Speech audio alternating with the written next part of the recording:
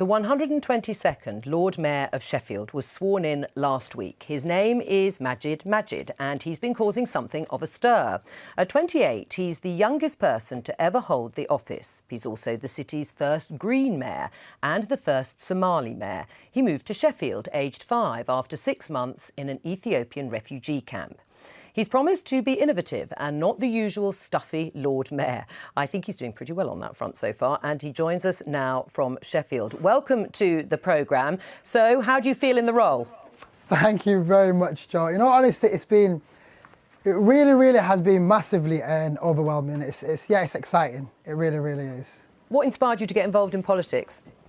Do you know what? It was just wanted to play a bit of an active role in my community, and it was when I was at university in Hull that I kind of thought, came from a sports background. I cared about issues, in all honesty. Like when I was at university, it was trying to eradicate hidden costs, stand up for free education, and kind of decided to kind of get involved in that. And then it was during 2014's rise of the UKIP. I kind of just thought, well, I need to get involved in politics, because if you don't do politics will do you. And that's when I kind of started to find my venture in trying to learn a bit more. And that's where I discovered the Daily Politics.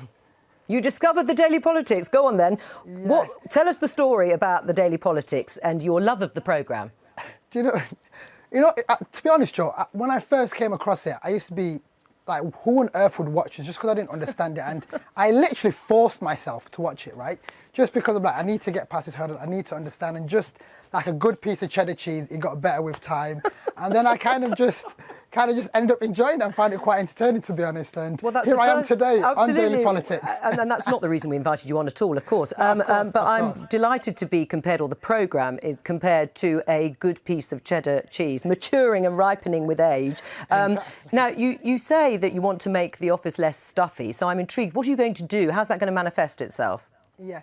Do you know, it's first and foremost, it's like I don't understand that I'm not your typical Lord Mayor, and that alone kind of breaks a lot of barriers. But basically, I want to bring it into the 21st century and try to bring a lot of young people involved in it. So my main two kind of interest theme for the next year is basically just young people and also just a culture within the city. So trying to bring as many people into the town hall, but also for them to really be proud of their city and get involved with civic life and actually want to make a difference in their local communities and actually get involved.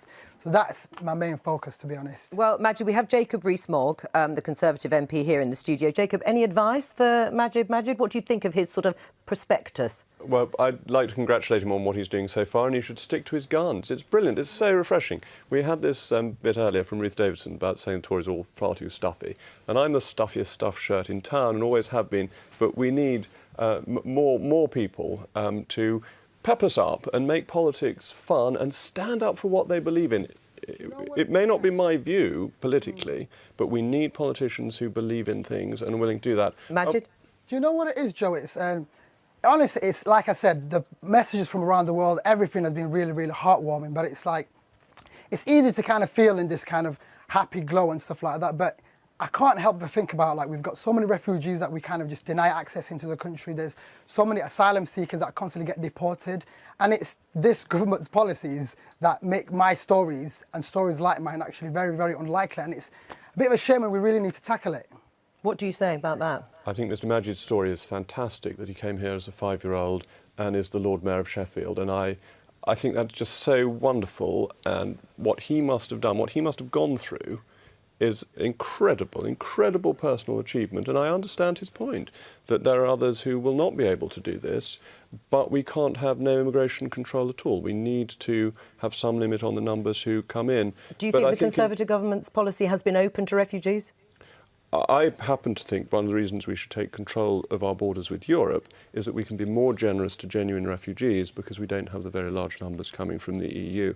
I think it would allow a proper rebalancing of a more humanitarian immigration policy. Majid? It's genuine refugees. Like, from my point of view, just from speaking to some Syrian refugees the other day, the country denied 3,000 Syrian refugees just on the basis that we couldn't afford to bring them in, yet we can find lots of money to kind of go into Syria for war. And I just don't kind of believe that, because now we're going to have a situation where we're going to produce more children, Syrian refugees, and give them the same excuse saying that we actually can't afford to bring them in. And I know Rees is saying that we can't allow genuine refugees, and I think they are genuine refugees.